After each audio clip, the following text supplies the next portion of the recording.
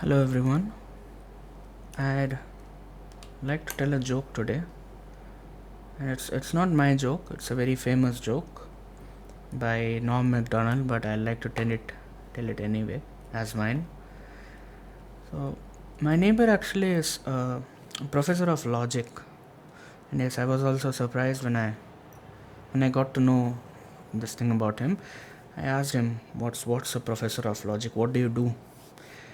He said, well, I teach a bunch of syllogistic, and he said, well, it's tough to explain anyway, but I'll give you an example. I said, yes. And he asked me whether I have a dog house. I said, yeah, I have a dog house. Then he said, well, then likely you have a dog. Yes, of course I do have a dog. Yeah. And then you do have a family if you have a dog. Well, yes, I do have a family. And if you have a family, then most likely you're married to a girl. And I said, yes, I'm married to a girl. You're right. And then he said, well, then you're a heterosexual man. You're a straight man. I said, yes, I'm a straight man. You're right. And he said, well, from the fact that you have a dog house, it led me through logical deductions that you're a straight man. Oh, isn't that quite interesting? He said. Well, it was interesting to me at the time, and I said, well, this is a really good day I'm having. I learned something new. Thank you. We'll meet later. And then I went to the bus stop to catch a bus, and there was a guy standing next to me, and I was cursed with this new knowledge I had to part to someone. So I started making conversation with the guy next to me. I asked him about the weather, and it was a blind end as usual. But he said, well, what's with you up today? And I pounced at the opportunity. I told him that I met a professor of logic today. And even before he asked me what does that mean, I started to explain. Well, it's a series of syllogisms explained with, and I don't know the rest, but I know an example, and it'll be quite interesting for you. So he said, yes, go ahead. And I said, well, do you have a doghouse? He said, no, I don't. Then I said, well, you're a gay man then. And yeah, that's the joke. So what went wrong? What went wrong there? There's having a doghouse. So what did the guy say? Having, or I'd write it this way: if you have a doghouse,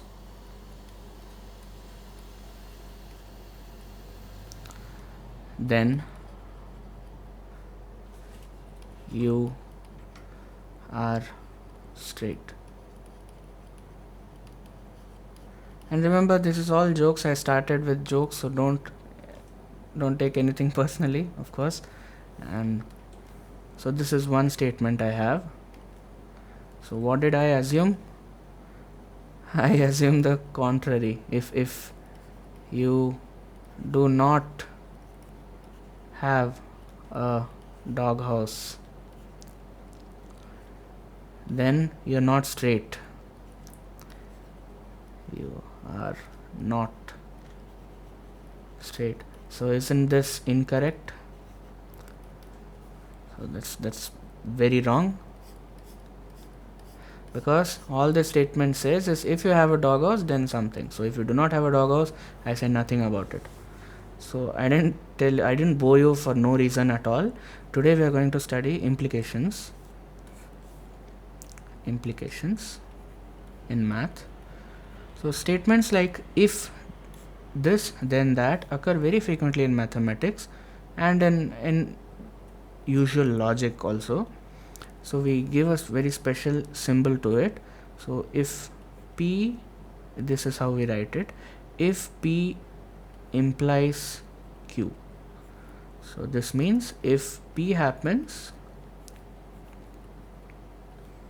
then Q happens.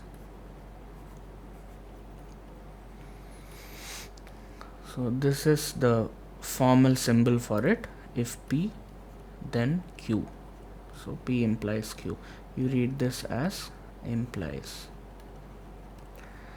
So we'll study about implication today. So if I make this as a statement, so what does it mean? I'll give you another example, or let us take the same example. If I have a doghouse and straight, which would mean, so if P is true, so if I do have a doghouse, then he's implying that I am straight. So so say that P is one statement and Q is the other statement, or I'll change the example. I'll give you a new example. If x is equal to 4, then x squared equal to 16. So is this a true statement? First of all, if x is equal to 4, is x squared equal to 16? Well, yes, 4 squared is equal to 16. So if I say that this is my statement P, or x is equal to 4 is P, and Q is x square equal to 16. So now can you look at how I am writing it? X is equal to 4 implies x square is equal to 16. P implies Q. So now let us look at what happens when P is not true and P is true and so on. So if P is true, that is if x is equal to 4, and if Q is also true, and x square turns out to be 16 for some x, then we would say that P implies Q is a correct statement, right?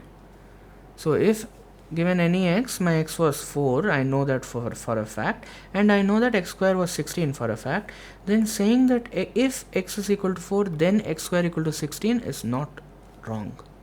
So P implies Q turns out to be true. And if P is false, then what? Or we'll come back to this later. If P is true and Q is false, so if I make a statement that x is equal to 4 implies x square is equal to 6, if I make this statement, and P is true, this turns out to be true, and this somehow turns out to be false, then do I say that the statement I have made is incorrect? Well, yeah, because I said that if P happens, Q should happen, but turns out Q didn't happen, so this is false. P implies Q is a false statement. And what about now if P is false and Q turns out to be true or false or whatever?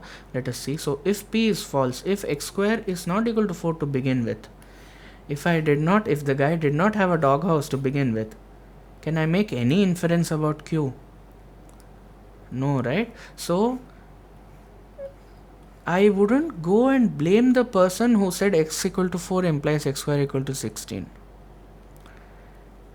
If it turns out that x is equal to 4 is false to begin with, then I wouldn't blame this person for making this statement. So the statement will still hold true.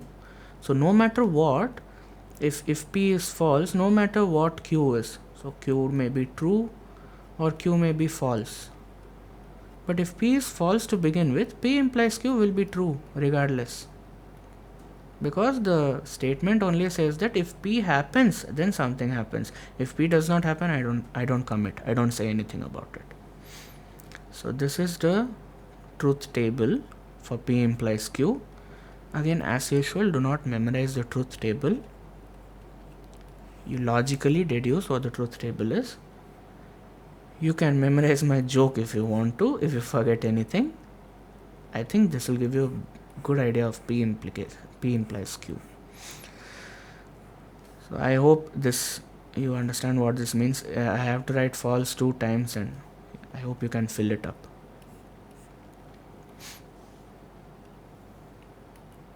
Since this implication is kind of new to many of you, we'll do a lot more examples now. gradually we'll understand what this means. So now I'll do an example in plain English. So if I say if it thunders,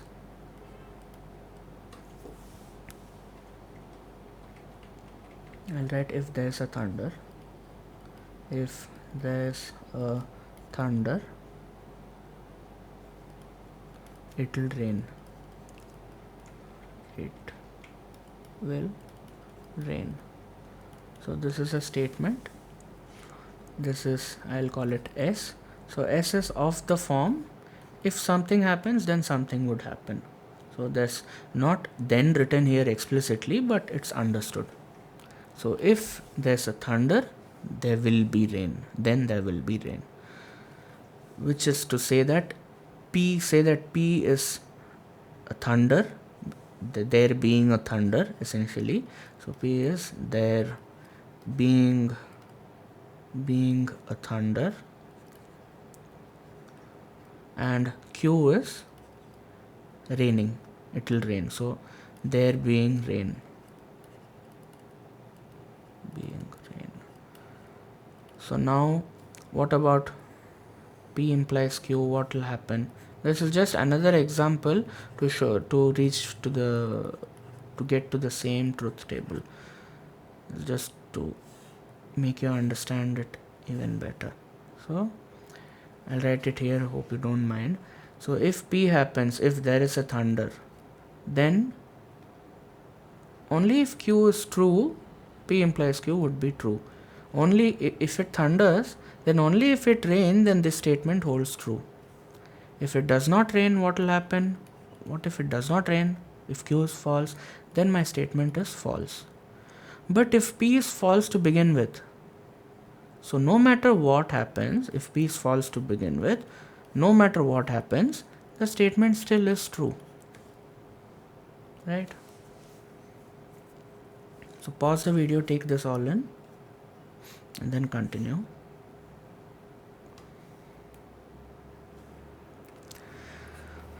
So a new example, my statement S again.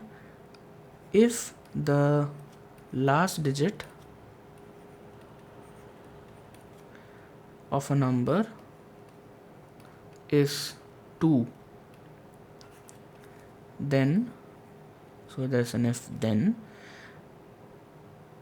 the number won't be divisible by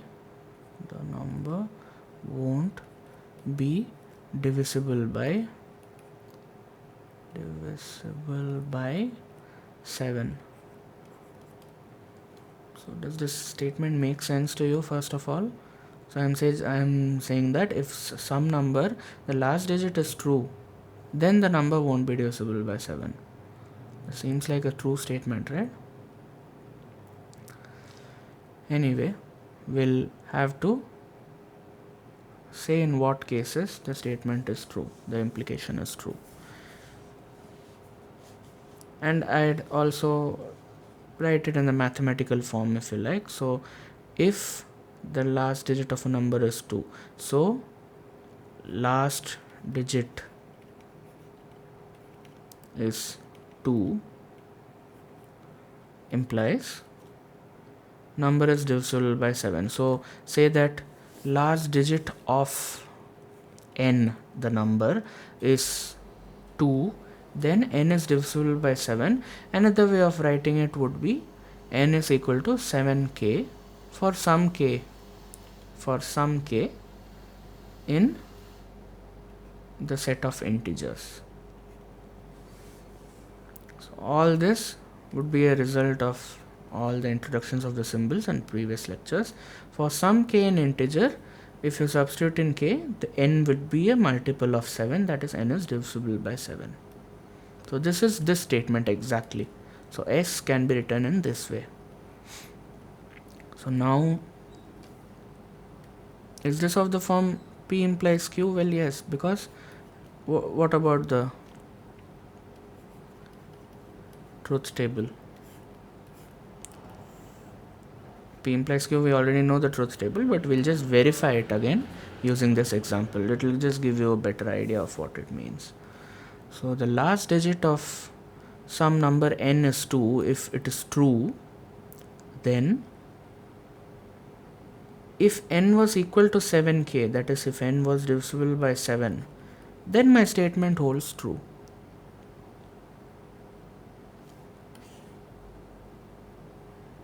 Number won't be divisible by 7. I'm sorry. So this means that it is not equal to 7k, right?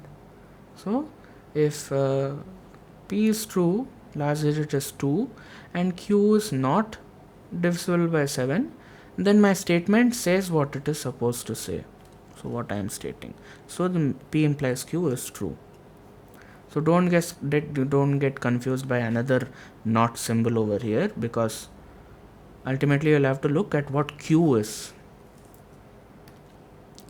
If p is false, that is the last digit of n is not true, not 2, then am I stating anything? No, because if p turns out to be false to begin with, I do not have any conclusion about q. So q may be true, q may be false, I don't know, and the statement I make will be true regardless. And if p is true and q is false, then I have a problem. If the last digit of n is 2 and the number is still divisible by 7, then the statement I am making would be a false statement.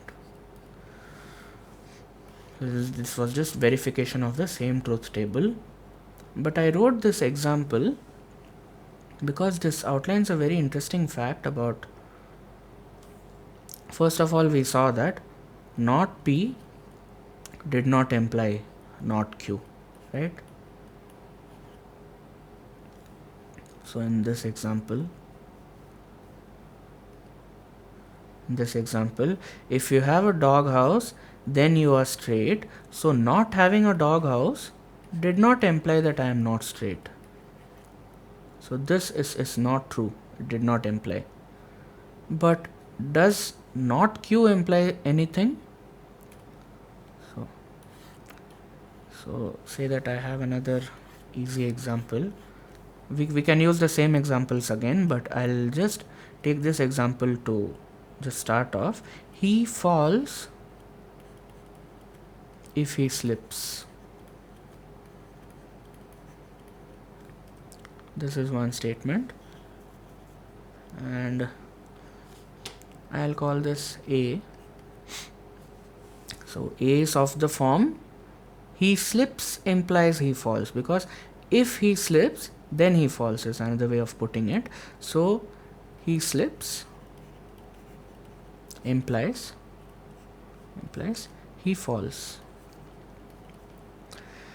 So he does not slip does not imply he does not fall. So that is what I meant by not p not implying q, not q. So that is not true. But can not q imply anything? Can him not falling, so him not falling,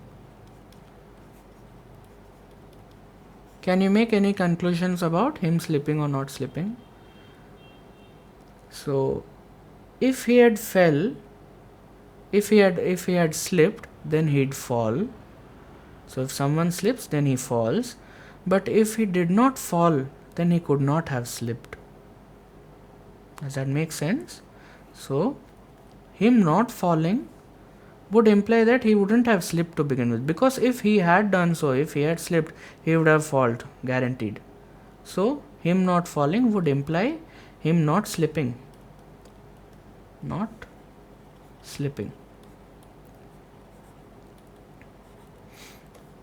which means not q would imply actually not p. So another way of looking at it very abstractly would be, if p implies q is given, then not q, if it had implied p, so if not q had implied p, then I write it this way. This is a very abstract proof. If you don't understand, then just ignore this, skip for a couple of seconds, but this is very useful when there's no example at hand. You just have to prove the statement for what it is. So I am suggesting that P implies Q is the same as not Q implies not P. So to prove that this is true, I'd write not Q, maybe it implied P. So this is my assumption. Assume not Q had implied P and not P. So what if not Q had implied P? Then if P had happened, if not Q had happened, then P would happen. And if P would happen, then Q would happen. And this is a contradiction because we know that Q has not happened. So this is a contradiction to our assumption. So we have assumed incorrectly, and hence not Q would imply not P. If you don't understand, don't bother. We'll I think in the next lecture, contradiction proof by contradiction is coming up. So we'll discuss this there in detail. Again, not Q implies not P can also be looked at this. So if the last digit of a number n is 2, this would imply that n is not divisible by 7. But if n were divisible by 7, then if n is equal to 7k, then the last digit of a number could not have been 2. This implies that last digit is not equal to 2. So this is what it means by not Q implies not P. So theoretically, the truth table for P implies Q and not Q implies not P should be the same. Well, shall we verify it? Now we are doing the verification process.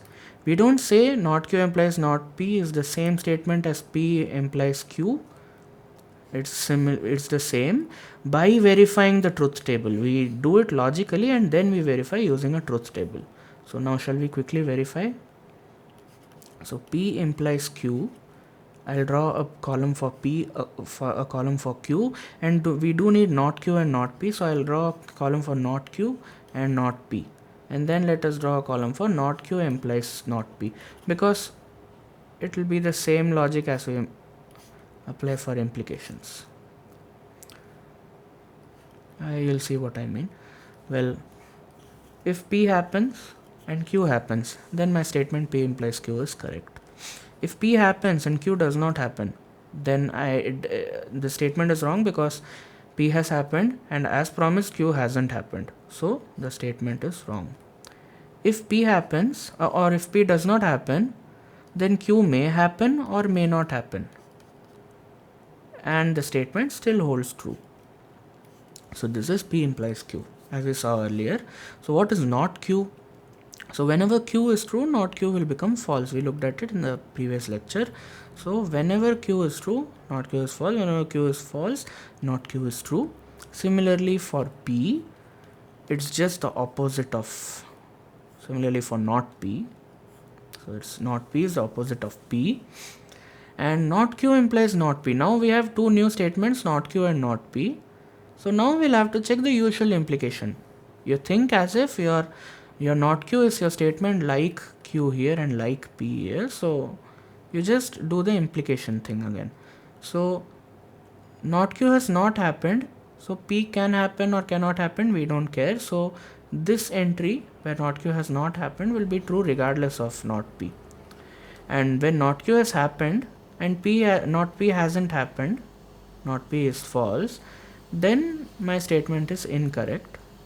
And if P has happened and if not Q has happened and not P has happened, then it is true. Well, see, me speaking would be very confusing to many of you. So I suggest is you pause the video, try it yourself and then verify with what I am saying. So now if you see this chart and this chart, this column is exactly equal, right? This is because not Q implies not P is same as P implies Q. This is something I am pointing out. This may seem very this may seem useless to you, but actually we use not Q implies not P in a lot of different areas to prove things in mathematics. In fact, we have a special name for this. This is called the contrapositive of the statement. Contrapositive of P implies Q. So of P implies Q. So a lot of time in mathematics, we wouldn't be able to prove P implies Q directly. So we'd in turn we'd prove not Q implies not P, and we'll argue that it's the same thing as proving P implies Q. So you will get to look at a lot more examples of this type of proofs in my next lecture, and then the idea will be a lot more concrete. But just remember that this is called the contrapositive, and this holds the same truth value as P implies Q. So pause the video again, take this all in, and there's a single thing left to do. There's one more thing we'll do later. So I hope you have understood, and there's one another technical thing we'll have to discuss. And if you haven't understood till here, then you should go back to the examples we already did, and you should try to apply this logic of not Q implying not P. So if you go back to this, if you have a doghouse, then you are straight. So if I am not straight, then I wouldn't have had a doghouse. So that's the meaning of not Q implying not P. Again, there are quite a few examples here. You should go and check it out. Now we look at another important class of statements which starts from P implies Q. So I'll write a new statement. I'll write a new implication.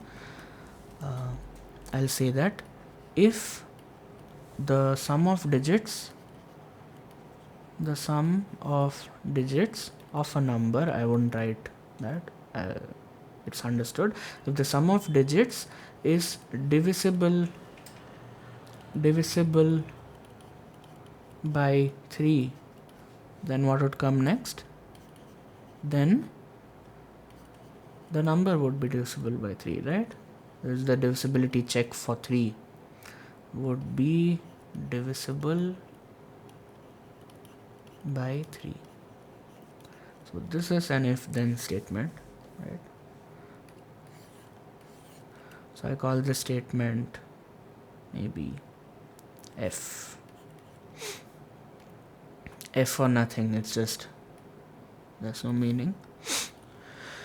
So if the sum of the digits of the number is divisible by 3, then the number would be divisible by 3. I'll write it, the number is, to make it easy,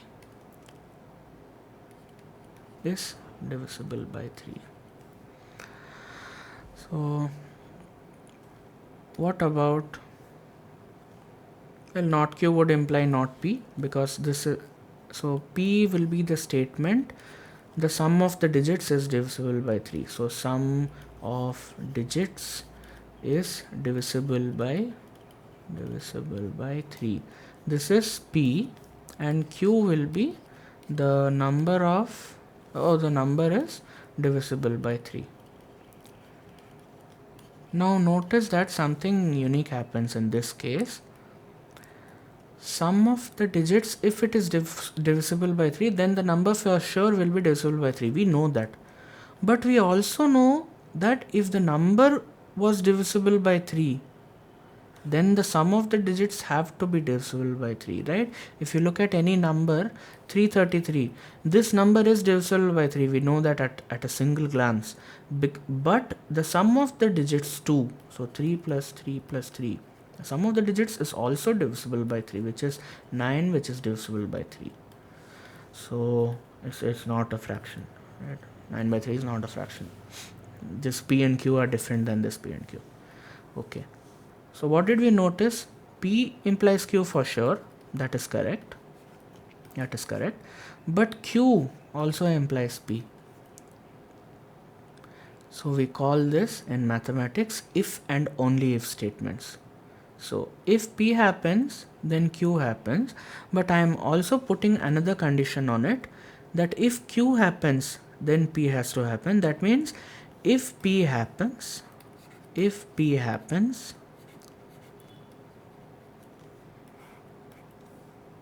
Q would happen. and if q happens then p would happen. So I just write if and only if p happens. Only if p happens, then q would happen. So why did I put an only if here? Then p happening of p would be necessary. It would be necessary for the happening of q, but it should be sufficient for happening of q. There's no other way that q would happen. Without p happening, there's no other way that q would happen. So this is to say that if the number is divisible by 3, then it has to be divisible. The sum of the digits have to be divisible by 3. There's no other way other than the sum of the digits being divisible by 3. There's no other way that the number would become divisible by 3. So p if and only if q. So p implies q, and so there's an and here, and q implies p is written usually in mathematical form. We abbreviate it this way: p and if and only if q. So this is read as if and only if. And this statement for if p implies q is my statement. So if this is my statement, this is another technical name for it. You don't need to memorize this. So if this is the statement, q implies p is converse of the statement. So we call this converse of p implies q. So another way of saying this would be, if a statement is true, so p if and only if q. Another way of writing this would be, I'll write it here. All the names I'll write it here: p if and only if q. And you can also write this as statement is true and the converse is also true. Converse is true, which means p implies q is true and q implies p is true. So we haven't yet this is done. So you can pause the video again, so and you can think about this. But one another example where p implies q is not true, I just stop with that, and in the next lecture we'll look at how do we use contrapositives and converse for proofs.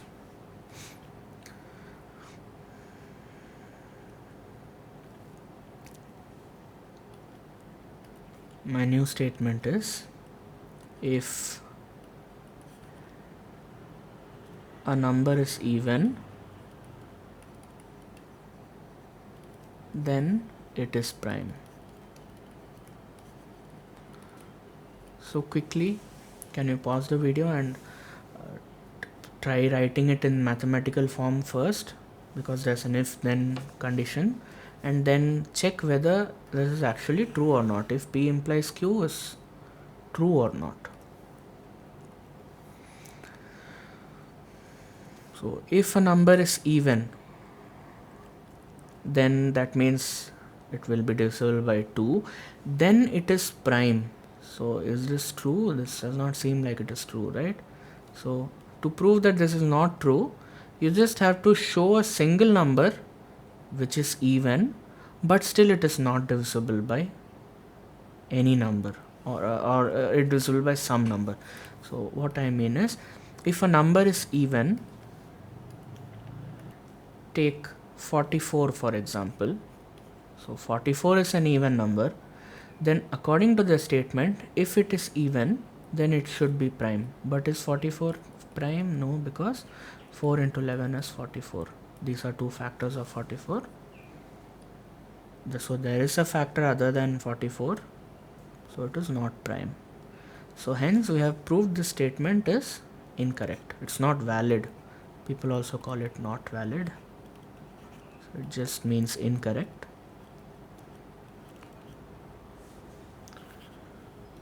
So how did we prove it again? We looked at the basic minimum criteria to falsify this statement. So if the number was even, then it should have been prime, but we found an even number which is not prime, and hence we have proved that this statement is incorrect. So again, this type of proving, I have given you an example. I have just given you an example. I haven't proved anything, right? But I have used an example to prove it. So this example is called a counter example. It counters the statement we already have. So this is counter example. So I'll stop with this. You should also try a few examples yourselves, and we'll also try more examples in the next lecture, and we'll also look at some proving techniques. Thank you for concentrating. This was a long class. Thank you.